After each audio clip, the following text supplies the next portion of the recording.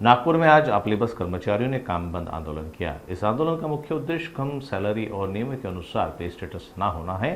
यह आंदोलन वंचित माथाडी और जनरल कामगार के बैनर तले चलाया गया।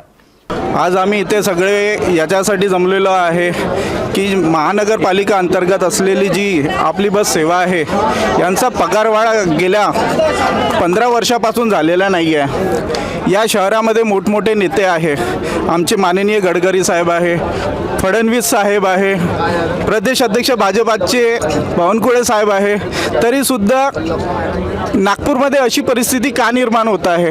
तिकडे आता मागच्या महिन्यात शिंदे साहेबांनी, मुख्यमंत्री साहेबांनी ST कर्मचाऱ्यांना 6,500 रुपयाचं वेतनवाढ करून दिलं, मग नागपूरमध्ये का नाही करून देत। पुन्हा महानगरपालिका असो किंवा बेस्ट असो यांना समजा चांगलं वेतन भेटत आहे, तर मग हा दुजा भाव फक्त आणि फक्त नागपूरमधील कर्मचाऱ्यांसाठी का आहे।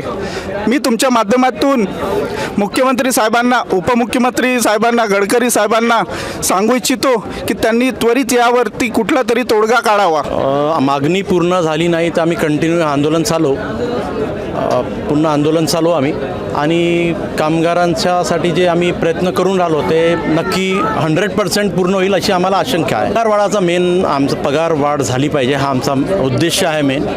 सर, आता जो पेमेंट आम्हाला 26 दिवसाचे 12-12.5 हजार पडतो, त्यात घर खर्च, मुलांचे शिक्षण हे सगळं होऊ शकत नाही, म्हणून हा संप आमचा पगारवाढीसाठी आहे। आणि जर आमच्या मागण्या पूर्ण नाही झाला तर बेमुदत संप राहणार आहे।